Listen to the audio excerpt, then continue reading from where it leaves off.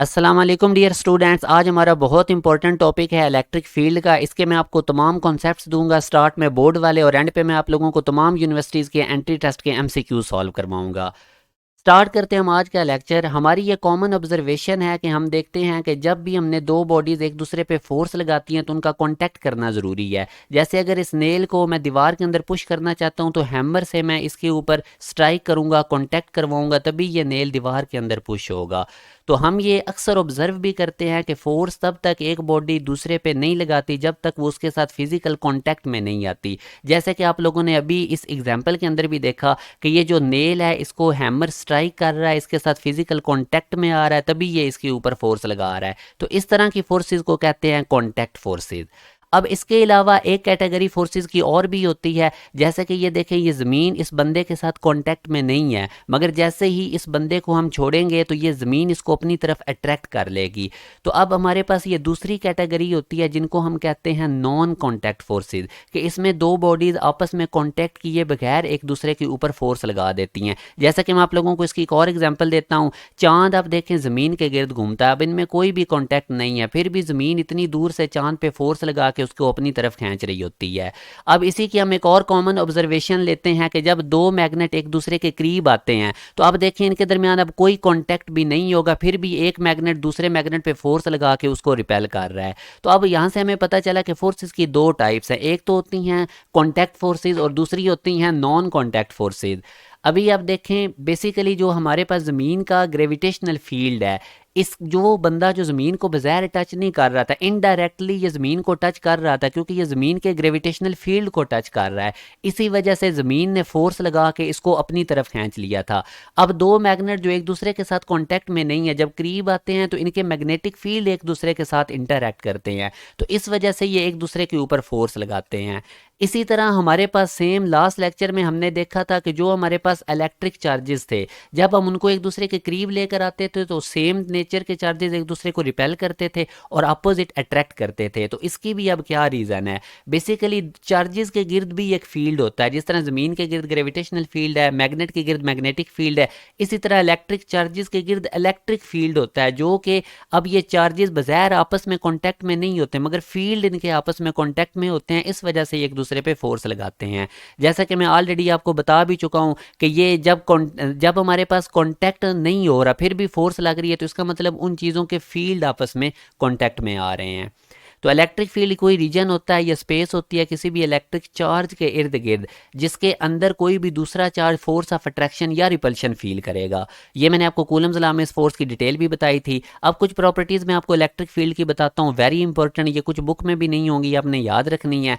हर electric stationery charge के गिर्द एक फील्ड होता है, ये हमें बताया था माइकल फैराडे ने। अब वो ये नहीं बता सका था कि ये फील्ड क्यों एग्जिस्ट करता है। जिस तरह मैटर है, मैटर के पास मैस होता है, वो क्यों होता है इसकी रीज़न का नहीं पता। तो हर वो प्रॉपर्टी जो एग्जिस्ट करे मगर उसकी रीज़न का ना पता हो कि ये क्यों एग्जिस्ट करती है, तो उस तरह की प्रॉपर्टी को जो नाम दिया गया है वो हम कहते हैं कि ये हमारे पास इंट्रिंसिक प्रॉपर्टी है। तो यहाँ से अब हमें पता चला कि जो इलेक्ट्रिक फील्ड है इसकी हमें रीज़न का नहीं पता, तो ये इंट्रिंसिक प्रॉपर्टी है क्योंकि ये क्यों एग्जिस्ट करता है माइकल फैराडे नहीं बता सका था, मगर ये एग्जिस्ट होता है। तो इलेक्ट्रिक फील्ड एक इंट्रिंसिक प्रॉपर्टी है। दूसरा very important point, like field interact करते हैं। जैसे ये देखें, ये मैग्नेट का मैग्नेटिक फील्ड है और वो इलेक्ट्रिक चार्ज का इलेक्ट्रिक फील्ड है, ये आपस में इंटरैक्ट नहीं करेंगे, एक दूसरे पर फोर्स नहीं लगाएंगे, सिर्फ सेम नेचर के फील्ड आपस में इंटरैक्ट करते हैं, अनलाइक फील्ड इंटरैक्ट नहीं करते। जैसे फॉर एग्जांपल अगर आप लोग दो मैग्नेट एक दूसरे के करीब लेकर आते हैं तो ज़ाहिर है आप मैग्नेट के दोनों मैग्नेटिक फील्ड होंगे तो ये आपस में इंटरैक्ट करेंगे, चार्जेस के दोनों फील्ड आपस में इंटरैक्ट करेंगे क्योंकि लाइक हैं। इसी तरह ग्रेविटेशनल फील्ड आपस में इंटरैक्ट करेंगे, तो लाइक फील्ड इंटरैक्ट करते हैं, अनलाइक फील्ड इंटरैक्ट नहीं करते। तीसरी प्रॉपर्टी याद रखें कि इलेक्ट्रिक फील्ड 3D में एग्जिस्ट करता है। बज़ाहिर अब आप लोगों को ये इलेक्ट्रिक फील्ड सर्कल में नज़र आ रहा है, मगर अगर आप इसी चार्ज का इलेक्ट्रिक फील्ड 3D के अंदर देखेंगे तो आपको ये एक्स एक्सिस में भी नज़र आएगा, वाई एक्सिस के अलॉन्ग भी, जी एक्सिस के अलॉन्ग भी। तो आप लोगों को ये पूरा इलेक्ट्रिक फील्ड 3 डायमेंशनल में फैला हुआ चार्ज के गिर्द नज़र आएगा, एक सफ़ेयर की तरह। तो इससे हमें पता चला कि इलेक्ट्रिक फील्ड 3D रीजन के अंदर एग्जिस्ट करता है। आगे चौथी प्रॉपर्टी याद रखें, इलेक्ट्रिक फील्ड कभी भी एंड नहीं होता। बज़ाहिर अब आप लोगों को इस चार्ज के इलेक्ट्रिक फील्ड की बाउंड्री नजर आ रही है, मगर हमारे पास लिमिटेड स्पेस है तो हमने बाउंड्री बनाई हुई है। तो इनफाइनाइट डिस्टेंस पे भी फील्ड एग्जिस्ट करता है, वो अलग बात है कि वो बहुत ज़्यादा वीक हो चुका होता है। और उसके बाद हमारे पास नेक्स्ट आपने याद रखना है कि इलेक्ट्रिक फील्ड हमेशा चार्ज के गिर्द पाया जाएगा, कोई और चार्ज इस फील्ड में हो या ना हो। कोई भी चार्ज अगर अकेला है तो उसके इर्द गिर्द इलेक्ट्रिक फील्ड होगा। ये प्रॉपर्टी भी आप लोगों ने याद रखनी है। अब हम डिस्कस करते हैं कि इलेक्ट्रिक फील्ड को डिटेक्ट कैसे किया जा सकता है। तो जिस भी चार्ज क्यू का हमने इलेक्ट्रिक फील्ड डिटेक्ट करना है, उसके फील्ड के अंदर हम एक टेस्ट चार्ज लेकर आते हैं।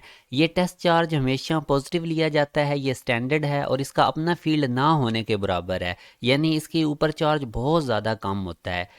तो अब इलेक्ट्रिक फील्ड की डिटेक्शन बेसिकली दो स्टेप के अंदर होती है। सबसे पहले जिस चार्ज का फील्ड हमने स्टडी करना है वो सबसे पहले अपना फील्ड प्रोड्यूस करेगा, ये चार्ज है वो, और अब ये पहले अपना फील्ड प्रोड्यूस करेगा। उसके बाद हम एक टेस्ट चार्ज करीब लेकर आएंगे और ये फील्ड उस टेस्ट चार्ज के साथ इंटरैक्ट करेगा और उस पर फोर्स लगाएगा। तो दूसरा स्टेप भी मैंने आपको बता दिया कि टेस्ट चार्ज का फील्ड के साथ इंटरैक्ट इसने करना होता है जिस चार्ज का हमने फील्ड स्टडी करना है। तो ये दो स्टेप्स हैं इलेक्ट्रिक फील्ड को डिटेक्ट करने के। इसके बाद मैं आपको बताता हूँ कि electric field intensity, electric field की स्ट्रेंथ कैसे मेजर करते हैं। जैसे देखें ना, कमरे में एसी चल रहा है, कूलिंग की फीलिंग तो हमें आती है, मगर हर जगह कूलिंग सेम नहीं होती। कमरे में एसी के करीब कूलिंग ज़्यादा होती है, दूर जाएं तो कम हो जाती है। तो इसी तरह अब हमने इलेक्ट्रिक फील्ड की स्ट्रेंथ कैसे मेजर करते हैं। तो अब जैसे ये देखें, आप लोगों को एक चार्ज नज़र आ रहा है, इसके इर्द गिर्द इलेक्ट्रिक फील्ड है। ए पॉइंट पे स्ट्रेंथ मेजर करना चाहते हो तो यहाँ पे हम टेस्ट चार्ज लेकर आएंगे और ये जो चार्ज है जिसका फील्ड स्टडी करना है, ये टेस्ट चार्ज पे फोर्स लगा देगा और इस फोर्स को ही बेसिकली हम इलेक्ट्रिक फील्ड की स्ट्रेंथ कहते हैं। बी पॉइंट पे इलेक्ट्रिक फील्ड की स्ट्रेंथ मेजर करना चाहते हैं, यहाँ पे टेस्ट चार्ज लेकर आएंगे तो इस पर कितनी फोर्स लग रही है ये हम मेजर कर लेंगे। तो यही बेसिकली इलेक्ट्रिक फील्ड स्ट्रेंथ, या इसका दूसरा नाम है इलेक्ट्रिक फील्ड इंटेंसिटी। तो इसकी अब डेफिनेशन क्या बनेगी, force acting per unit test charge, इसको हम कहते हैं इलेक्ट्रिक फील्ड इंटेंसिटी। अगर हम इसके फार्मूला में देखें तो ये force per unit test charge है, फोर्स का यूनिट न्यूटन और चार्ज का यूनिट कूलम। तो यूं इसका यूनिट बनेगा इलेक्ट्रिक फील्ड इंटेंसिटी का न्यूटन पर कूलम। क्वांटिटी और डायरेक्शन की अगर बात की जाए तो हमारे पास इलेक्ट्रिक फील्ड इंटेंसिटी की डायरेक्शन हमेशा पॉजिटिव चार्ज से नेगेटिव की तरफ होती है और ये एक वेक्टर क्वांटिटी है क्योंकि फोर्स एक वेक्टर क्वांटिटी है। जैसे अब ये देखें कि हमारे पास ये पॉजिटिव चार्ज है और इससे इलेक्ट्रिक फील्ड की डायरेक्शन पॉजिटिव से नेगेटिव की तरफ है। अगर दरमियान में आप टेस्ट चार्ज रखेंगे तो पॉजिटिव उसको रिपेल करेगा, नेगेटिव अट्रैक्ट करेगा। और इसी तरह कैपेसिटर के केस में आप देखें कि दो अपोजिटली चार्ज प्लेट्स होती हैं, तो हमेशा जो इलेक्ट्रिक फील्ड की डायरेक्शन है वो पॉजिटिव से नेगेटिव की तरफ होती है। उसके बाद नेक्स्ट अब हम स्टडी करते हैं इलेक्ट्रिक इंटेंसिटी इन वैक्यूम। ये कैसे कैलकुलेट करनी है, ये अभी फार्मूला हमने पढ़ा था इलेक्ट्रिक इंटेंसिटी का, force per unit test charge. और फोर्स हमें पता है दो चार्जेस के दरमियान अगर जो फील्ड प्रोड्यूस करने वाला चार्ज है वो कैपिटल क्यू और टेस्ट चार्ज क्यू नॉट से हमने रिप्रेजेंट किया है, तो ये कूलम फोर्स है इनके दरमियान। इसकी फोर्स का फार्मूला अब हम ऊपर इलेक्ट्रिक इंटेंसिटी के फार्मूला में पुट करेंगे तो हमारे पास कुछ ये रिलेशन बनेगा, 1/Q0 साइड पे कर दिया, फोर्स वैक्यूम की जगह उसकी ऊपर वाली वैल्यू पुट कर दी, Q0 से कट जाएगा तो ये हमारे पास इलेक्ट्रिक इंटेंसिटी का फार्मूला बना। इस फार्मूले की मदद से हम किसी भी डिस्टेंस r पे इलेक्ट्रिक इंटेंसिटी किसी चार्ज की कैलकुलेट कर सकते हैं। यहाँ से दो रिजल्ट याद रखें, इलेक्ट्रिक इंटेंसिटी और डिस्टेंस के स्क्वायर का इन्वर्स रिलेशन है जब चार्ज सेम होगा, और चार्ज और इलेक्ट्रिक इंटेंसिटी का डायरेक्ट रिलेशन है अगर r को सेम रखें। तो ये दो रिजल्ट भी याद रखें।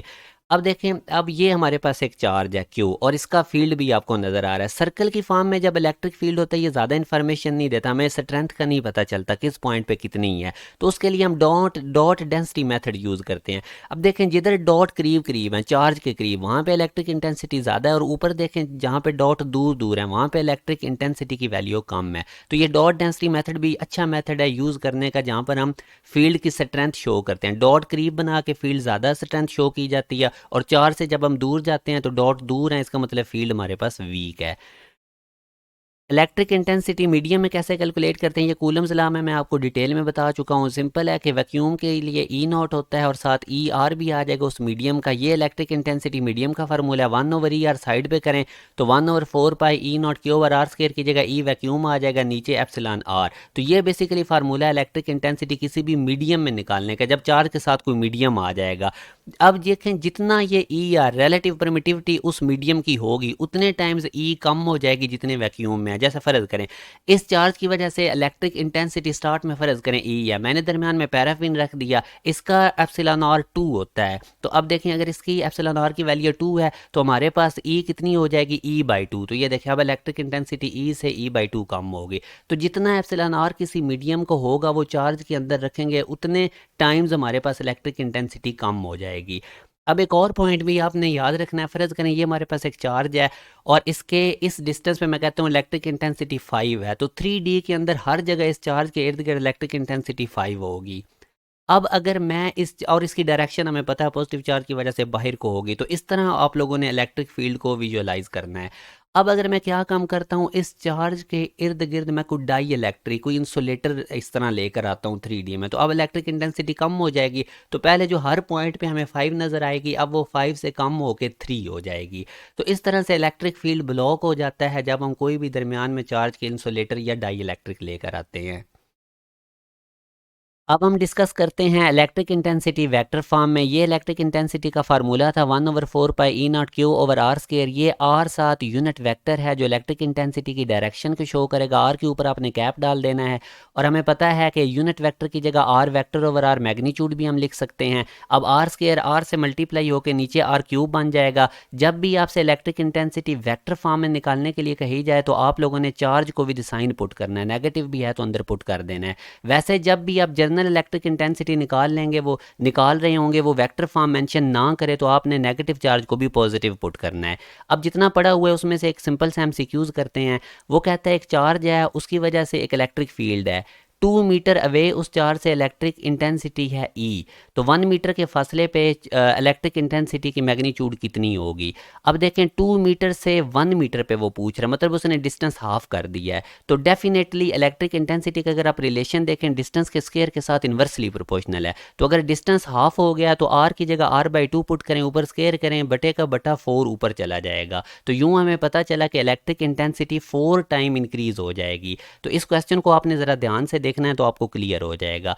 अब मैं तमाम यूनिवर्सिटीज़ के एंट्री टेस्ट के एमसीक्यूज़ आपको करवाता हूँ। ये दो चार्जेस हैं, 1 माइक्रोकूलम और -2 माइक्रोकूलम। इनके दरमियान का जो डिस्टेंस है वो 2 मिलीमीटर है। हमसे पी पॉइंट के ऊपर वो कहता है कि आप लोगों ने इलेक्ट्रिक इंटेंसिटी निकालनी है इस पी पॉइंट पे इन दोनों चार्जेस की वजह से। तो अब देखें ज़ाहिर है जिस पॉइंट पे भी इलेक्ट्रिक इंटेंसिटी निकालनी हो वहाँ पे हम एक टेस्ट चार्ज इमेजिन करते हैं और टेस्ट चार्ज पॉजिटिव होता है। अब ये मिड पॉइंट पे है P, तो पहले चार्ज से भी डिस्टेंस P का 1 मिलीमीटर होगा और दूसरे से भी 1 मिलीमीटर होगा। अब जो पहला चार्ज है ये इस P पॉइंट को इसका इलेक्ट्रिक फील्ड अवे होगा और नेगेटिव चार्ज अगर -2 माइक्रोकूलम है तो इसका इलेक्ट्रिक फील्ड भी इसी की तरफ होगा क्योंकि ये नेगेटिव चार्ज है। तो दोनों इलेक्ट्रिक फील्ड की डायरेक्शन सेम है P पॉइंट पे। तो अब net electric field simple add कर देंगे। पहले चार्ज की वजह से इलेक्ट्रिक फील्ड KQ1/r² हो जाएगा और दूसरी की वजह से KQ2/r², K/r² कॉमन निकालें, अंदर दोनों चार्जेस आप ऐड कर दें। माइक्रो का मतलब होता है 10⁻⁻6 और दूसरा चार्ज चूँकि नेगेटिव था मगर मैंने आपको अभी कहा था कि चार्ज पॉजिटिव पुट करना होता है। तो 2 के अंदर जब हम इधर ये 2 × 10⁻⁻6 है, ये 1 × 10⁻⁻6 है, तो 2 में 1 ऐड होकर 3 हो जाएगा और नीचे ये 10⁻³ देखें ना, दोनों चार्जेस का P पॉइंट से डिस्टेंस 1 मिलीमीटर है। तो 1 मिलीमीटर बेसिकली 10⁻³ मीटर होता है। तो R की वैल्यू की तो ये हमारे पास सिंप्लीफाइड करेंगे तो ये आंसर आ जाएगा। और इसकी डायरेक्शन आपको पता है कि चार्ज इलेक्ट्रिक फील्ड हमेशा पॉजिटिव चार्ज से नेगेटिव की तरफ होता है along the line joining two charges. तो ये बड़ा सिंपल सा क्वेश्चन था जो मैंने आपको करवाया। अब देखें आप लोगों के पास ये इक्विलेटरल ट्राइंगल है, तो इसके 3 वर्टिक्स हैं A B C। B vertices के ऊपर प्लस Q चार्ज है, C वर्टिक्स के ऊपर भी Q चार्ज है। वो अलग बात है कि वो नेगेटिव है। और इक्विलेटरल ट्राइंगल में तीनों साइड्स आपस में इक्वल होती हैं और याद रखें कि ये तीनों एंगल 60 डिग्री के होते हैं इक्विलेटरल ट्राइंगल में। तो हमसे कहा जा रहा है कि इन दोनों चार्जेस की वजह से जो B और C पे हैं आप लोगों ने पॉइंट A के ऊपर नेट इलेक्ट्रिक फील्ड कैलकुलेट करना है। तो डेफिनेटली B वर्टिक्स वाला चार्ज जो है इसकी A वर्टिक्स के ऊपर इलेक्ट्रिक फील्ड होगा इस तरह से EB, क्योंकि पॉजिटिव है तो अवे होगा। और ये जो नेगेटिव चार्ज है इसका इलेक्ट्रिक फील्ड A पॉइंट पे टूवर्ड्स द C होगा क्योंकि ये नेगेटिव चार्ज है। और जाहिर है जिस पॉइंट पे आप लोगों ने इलेक्ट्रिक फील्ड निकालना होता है वहाँ पे हम टेस्ट चार्ज इमेजिन करते हैं और वो पॉजिटिव होता है। तो आई होप कि अब आपको ये क्लियर हो गया है। अब आप मुझे सोच के बताएं EB और EA, इनके EB और EC इनके दरमियान में ये एंगल कितना होगा। देखें जो इक्विलेटरल ट्राइंगल है इसमें सारे एंगल तीनों 60 डिग्री के होते हैं, तो ये 60 डिग्री का एंगल है।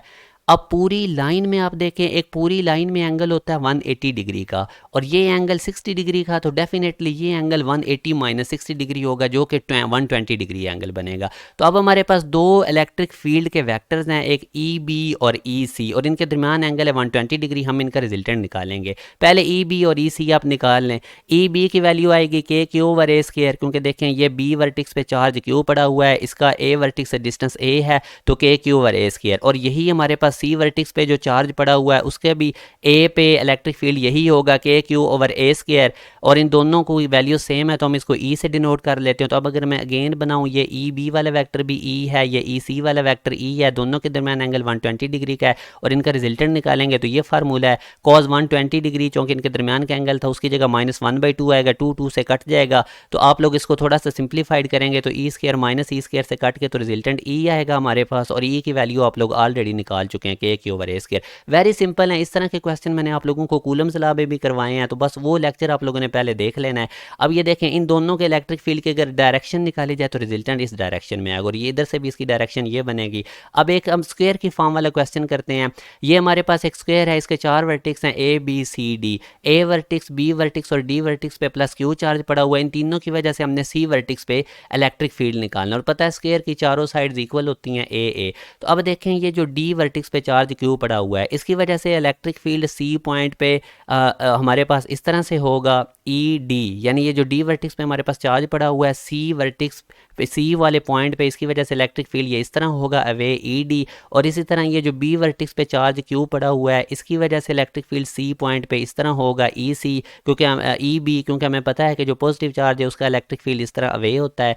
और ये जो ए वर्टिक्स पे चार्ज पड़ा हुआ है, इसकी वजह से जो इलेक्ट्रिक फील्ड सी पॉइंट पे होगा वो हमारे पास होगा ई ए। तो अब हमने इस सी पॉइंट पे, ये हमारे पास 3 वेक्टर्स हैं जिनको हमने सॉल्व करना है। तो सबसे पहले आप लोग ई बी और ई डी को देखें, ये ई बी और ई डी, अगर हम इनकी वैल्यूज़ निकालें तो चूँकि दोनों चार्ज क्यू क्यू के हैं और दोनों का डिस्टेंस ये देखें, बी वर्टिक्स वाले चार्ज का भी सी से डिस्टेंस ए है और डी वर्टिक्स वाले चार्ज का भी सी से डिस्टेंस ए है, तो इनकी इलेक्ट्रिक इंटेंसिटी सी पॉइंट पे के क्यू और ए स्क्वायर आ जाएगी, दोनों की सेम होगी तो इसको हम ई कहेंगे। और इसी तरह अगर हम बात करें ए वर्टिक्स वाले चार्ज की सी वर्टिक्स के ऊपर इलेक्ट्रिक इंटेंसिटी की, तो हमें पहले ये ए से सी तक का डिस्टेंस निकालना पड़ेगा, जो कि पाइथागोरस थ्योरम से निकलेगा, क्योंकि ये साइड भी ए है, ये भी ए है, और ये राइट ट्रायंगल बन रही है, तो ये हाइपोटेन्यूस हम निकाल लेंगे पाइथागोरस थ्योरम से। तो ए से सी तक का डिस्टेंस ए इंटू 2 स्क्वायर रूट आया। अब सी पॉइंट पे हम इलेक्ट्रिक इंटेंसिटी कैसे निकालेंगे? ए वर्टिक्स वाले चार्ज की वजह से वो वही फार्मूला है के क्यू, और इनके दरमियान का डिस्टेंस ए इंटू 2 रूट का स्क्वायर था, और ये हमारे पास आ गया। अब देखें, सबसे पहले आप लोग इसकी ये डायग्राम बना लें। ये हमारे पास ई वेक्टर था, ये हमारे पास दूसरा वेक्टर भी ई है, क्योंकि मैंने आपको कहा था ई बी ई डी को ई से डिनोट कर लें, और इनके दरमियान में हमारे पास ये ई ए वेक्टर है। तो पहले आप लोग इन दो वेक्टर्स ई और ई को सॉल्व कर लें, जो कि बेसिकली ई डी और ई बी हैं, इनका रिजल्टेंट निकालें। इनको मैं अलग से इधर ड्रॉ कर लेता हूँ। अब देखें, इनके दरमियान एंगल 90 डिग्री का है, तो रिजल्टेंट का ये फार्मूला था। इनकी वैल्यूज़ पुट करें, कॉस 90 0 हो जाएगा, तो ये हमारे पास रिजल्टेंट आएगा इनका। अब आप अगर देखें कि ई ए वेक्टर और ई इंटू 2 रूट वेक्टर, ये दोनों सेम डायरेक्शन में जा रहे हैं, और अब टोटल नेट रिजल्टेंट निकालने के लिए हम सिंपल इनको ऐड कर दें, क्योंकि जब भी दो वेक्टर सेम डायरेक्शन में हो तो उनका रिजल्टेंट कैसे निकालते हैं? सिंपल ऐड करके। देखें, ये ई वेक्टर और ये वाला ई वेक्टर, इनका रिजल्टेंट ये आया था ई इंटू 2 रूट, और ई ए वेक्टर भी इधर ही था, तो हम सिंपल इनका रिजल्टेंट कैसे निकालेंगे? ऐड करके। तो ई ए और ई की वैल्यूज़ प्लग इन करें और इसको थोड़ा सा सिंप्लीफाइड करें तो ये आंसर आ जाएगा, और इसकी डायरेक्शन किधर होगी? ए से सी के अलॉन्ग। तो ये बड़ा सिंपल सा क्वेश्चन था। इस तरह के क्वेश्चन मैं आपको कूलम्स लॉ में भी करवा के आया हूँ। और आगे एक क्वेश्चन आता है, नेट इलेक्ट्रिक फील्ड किधर जीरो होगा? तो वो नेट इलेक्ट्रिक फील्ड का जीरो भी उसी तरह ही निकालना है जिस तरह कूलम फोर्स में हम नेट फोर्स देखते थे, वही शॉर्ट ट्रिक लगेंगे, सिर्फ कूलम फोर्स की जगह इलेक्ट्रिक फील्ड इंटेंसिटी का फार्मूला लगा देना है। ये एंड पे असाइनमेंट के क्वेश्चन है, बड़े सिंपल हैं। जैसे वो कहते हैं इधर कौन सा चार्ज रखें कि सेंटर पे charge total net electric field zero हो जाए, तो ज़ाहिर है इधर हम प्लस क्यू चार्ज रखेंगे। ये प्लस क्यू को कैंसिल करेगा, माइनस टू को कैंसिल करेगा, तो नेट इलेक्ट्रिक फील्ड सेंटर पे जीरो हो जाएगा। तो यही उसका क्वेश्चन था। इसी तरह आप लोगों ने ये असाइनमेंट का क्वेश्चन नंबर 2 करना है और असाइनमेंट का क्वेश्चन नंबर 3, ये तो बहुत ज़्यादा इंपॉर्टेंट है, तो ये ज़रूर आप क्वेश्चन सॉल्व करें। आज का लेक्चर बहुत ज़्यादा इंपॉर्टेंट था। नेक्स्ट लेक्चर में मुलाकात होगी। अपना ख्याल रखिएगा। अल्लाह हाफिज़।